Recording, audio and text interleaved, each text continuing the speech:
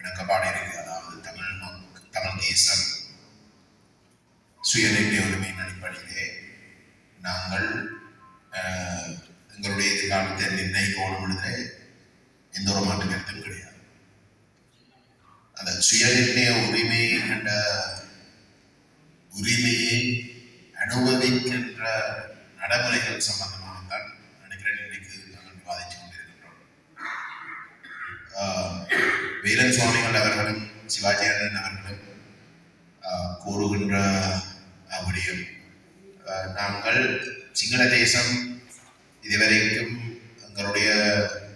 நாங்கள் நாட்டை பிரிக்காமல் எடுக்கிற அத்தனை முயற்சிகளும் நிராகரிச்சிருக்கின்ற ஒரு நிலையிலே அதை பற்றி நாங்கள் பேசி பிரியோசனம் நிராந்தரன் அவருடைய கருத்துக்களில் அந்த விடயத்தை மிக தெளிவாக கொண்டு வருது. அதாவது இலங்கையுடைய நாடாளுமன்றத்துக்குள்ளே எங்களுக்கு வழிகிட்டு என்ன சிங்கள தேசம் அந்த எங்களுடைய அபிலாஷங்களை அங்கே இருக்கிறதுக்கு தயாரி இல்லை. அப்ப அந்த இடத்துல நாங்கள் ஒரு பொது வாக்கெடுப்பு, அதாவது ஒரு பொது வாக்கெடுப்பு சொல்றது என்ன கொடுத்த தவறு. நாங்கள் சுயநிர்ணய உரிமையை அனுபவிக்கிறதுக்குரிய ஒரு சர்வஜன வாக்கெடுப்பு, தமிழ் தேசத்துக்குரிய ஒரு சர்வஜன வாக்கெடுப்பு தீர்மானிக்கிறது, நாங்கள் பெரியதுக்கு தீர்மானிக்கிறதுக்குரிய வாக்கெடுப்பு தான் எங்களுக்கு ஓலம் என்றதான் உங்களுடைய கருத்தாக இருக்காது. சரியும் சரிதான் சிவாஜி சுவாமி இந்த கருத்தை 77 நாங்கள் அந்த பொது வாக்கெடுப்பை வைத்து தமிழ் மக்கள் ஏகோபித்த அளவுக்கு எங்களுடைய தீர்வு பாராளுமன்ற ஆணையை வழங்கி, அந்த ஆணை பிரகாரம் எங்களுடைய இனம் ஆயுதம் வேண்டி போராட்டம். அப்ப ஒரு ஜனநாயக ரீதியாக உங்களுடைய மக்கள் தனி நாட்டுக்குரிய ஆணையை வழங்கினதுக்கு பிறகு அந்த ஆணை பிரகாரம் எத்தனையோ தியாகங்கள் நடைபெற்றிருக்கிறது. அப்ப அந்த ஆணையைத்தான் நாங்கள் அடைய போகிறோம் என்றால் திரும்ப நாங்கள் அதை கேட்கப்படுத்த வேண்டிய தேவை இல்லை என்றால் என்னுடைய கருத்து. அந்த ஆணை இருக்கு, அந்த ஆணையை நாங்கள் அனுபவிக்கிறதுக்கு நாங்கள் எத்தனையோ தலைவர்கள் செயல்பட்டு அதால தியாகம் செய்து இருக்கு. அதுல எந்த விதமான மாற்றம் இல்லை. அது எங்களுடைய இந்தியா முடிவு. அதை கேள்விக்குட்படுத்துறதுக்கு எதுவுமே நடக்க ஒற்றையாட்சியா என்று கேட்ட இடத்துல தனி தமிழகம் என்ற ஆணை அன்றைக்கு கொடுத்த நிலைக்கு கூட இன்றைக்கு ஒரு இனநிலைக்கே நாங்கள் முழுமையாக உள்ளாக்கப்பட்டு இருக்கிறோம். அந்த 77 மக்கள் வழங்கின ஆணை இன்றைக்கு அதுக்கு கூட பல மடங்காக பிளவாக இருக்கிறதே தவிர கருவினப்பட்ட போது இல்லை. அதை கேள்விக்குட்படுத்த வேண்டிய தேவையே ஏன் நாங்கள் அதை கேள்விக்குட்படுத்துகின்றோம்? அப்படின்னா 77 கொடுத்த ஆணை தவறா? 77 எங்களுடைய மக்கள் அன்றைக்கு மிக தெளிவாக அன்றைக்கு குடியேற்றங்கள் தான் பிரதானமாக வன்முறையில் நடைபெற்றது, உயிரிழப்பு நடைபெற்றது, மாற்றுகிறது. ஆனால் எங்களுடைய தேசம் கட்டமைப்பு சார்ந்த ரீதியாக அழிக்கப்பட்டதை கண்டு அந்த தேசத்தை நாங்கள் காப்பாற்றுறதாக இருந்தால் நாங்களோட தனிநாடு உருவாக்குறதின் ஊடாக மட்டும்தான் அதை செய்யலாம் என்பதை நம்ம செஞ்சிருக்கோம். அதில் ஒரு மாற்றம் இல்லை. இன்றைக்கு அதுக்கு முறைக்கு மடங்குக்கு மேலாக நாங்கள் அழைக்கப்படும். அப்ப அந்த வேலையை கேள்விக்குட்படுத்த வேண்டிய ஒரு தேவை. அதான் என்னுடைய வாதம். அதை நடைமுறைப்படுத்த அதை எப்படி நீங்கள் நடைமுறை அதை பற்றி வேண்டுமென்றால் நீங்கள் சிந்திக்கும். தமிழக இயக்கம் அந்த ஆணையை நடைமுறைப்படுத்துவதற்கு 1000 எண்ணி போராட்டம். நானும் அந்த ஆணையை கோல்படுத்துறதுக்கு தயாரில்லை. எனக்கு அந்த ஆணை இன்றைக்கு மிகம் பெறலாம். அது பலவீனம் இல்லை, அதில் எது தவறு என்றால் மட்டும்தான் நாங்கள் அதை கேள்விப்படுத்துவோம்.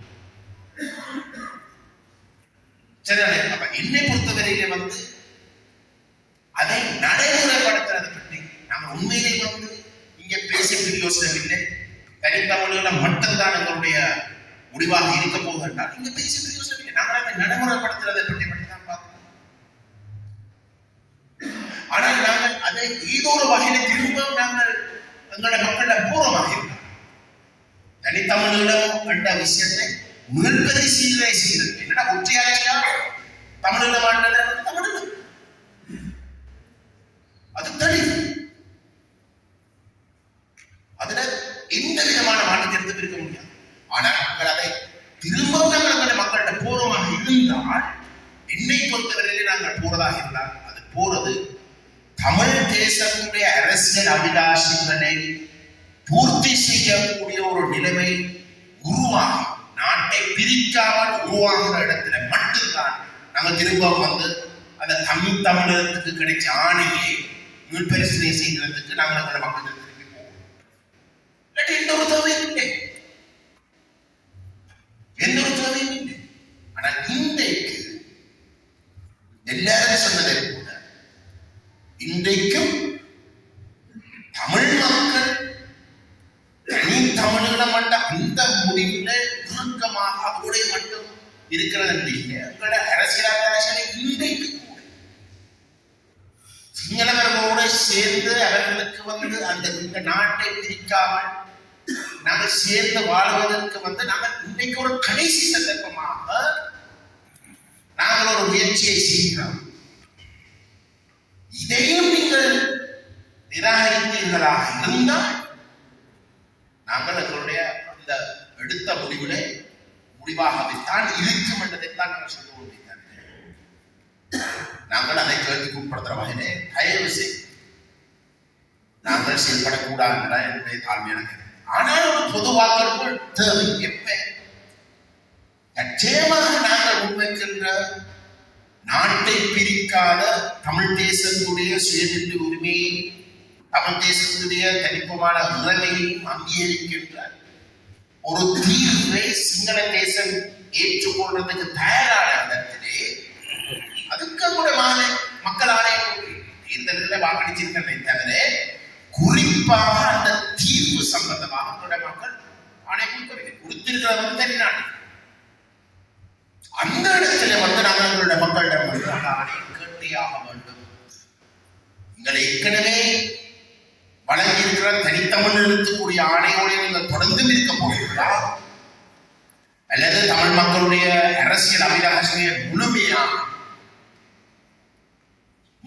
நாட்டை பிரிக்காமல் பூர்த்தி செய்யக்கூடிய இந்த அரசியல் தீர்வு நீங்கள் இணங்க போகிறீர்களா? அந்த தீர்வுக்கு அவர்கள் இணங்கினால் மட்டும்தான் அந்த தீர்வுக்கு சிங்கள தேசம் இணங்கி ஒரு இணக்கப்பாட்டுக்கு வருகின்ற பட்சத்தில் வந்து அந்த இடத்திலே தான் நாங்கள் அந்த தமிழீழ கோட்பாட்டுக்கு வந்து நாங்கள் திரும்ப வந்து அந்த மக்களிடம் வந்து போக வேண்டிய ஒரு தேவை உருவாகும். இதுதான் என்னுடைய தாழ்மையான. நான் ஏன் இதை சொல்றேன், 77 வழங்கின எனக்கு தெரியும் 2009 மே மாதத்துக்கு பிற்பாடு நாங்கள் அரசியலில் ஈடுபட்ட பொழுது அந்த ஆயுத போராட்டம் நடைபெற்ற காலத்தை வந்து தமிழ் மக்களுடைய சரித்திரத்திலிருந்து ஒரு முயற்சி நடைபெற்றது. அந்த கால பகுதியை வந்து நாங்கள் பேசவே கூட தேவையில்லை என்ற ஒரு நிலைமை உருவாக்க வேண்டும் என்ற ஒரு தீவிர முயற்சி வந்து நடைபெற்றது. அப்ப 77 எடுத்த தீர்மானம் நாங்கள் மறப்பதற்கு நடந்தால்தான் அந்த இடைக்காலத்தில் நடைபெற்ற எல்லாமே வந்து நாங்கள் பேசவில்லை. இந்த திரும்ப கொண்டு வந்த இன்றைக்கு நீங்கள் அதே தீர்மானத்தை இன்றைக்கு எடுக்கிற மாதிரி காட்டினால் இன்றையில இருந்துதான் நாங்கள் உங்களுடைய அந்த கால பகுதியை வந்து கதைக்கிறது. அப்ப என்னை பொறுத்தவரையில வந்து எங்களுடைய அந்த வரலாறு, எங்களுடைய தியாக வரலாறு முற்றுமுழுதாக உங்களுடைய கூட்டு சிந்தனையிலிருந்து ஆற்றத்துக்குரிய செயல்பாடுகள் 2009 தொடர்ச்சியாக நடைபெற்றுக் கொண்டிருக்கின்ற ஒரு நிலையில் நாங்கள் எங்களுடைய உணர்வு காரணமாக அந்த நிகழ்ச்சிகளுக்குள்ளே தெரியாமல் போய் விடக்கூடாது. நான் தாழ்வு இந்த அரங்கிற்கு வந்து நான் கற்றுக்கொள்ள வேண்டும். அது எங்களுடைய வரலாறு. அந்த வரலாறு இன்றைக்கு உயிரோடு இருக்கின்றது. அந்த ஆணை இன்றைக்கு உயிரோடு இருக்கிறது. எங்களை அழித்தீர்களே தவிர அந்த ஆணையை நீங்கள் பறிக்கவில்லை. தயவு செய்து நாங்கள் இதை ஆழமாக சிந்திப்போம்.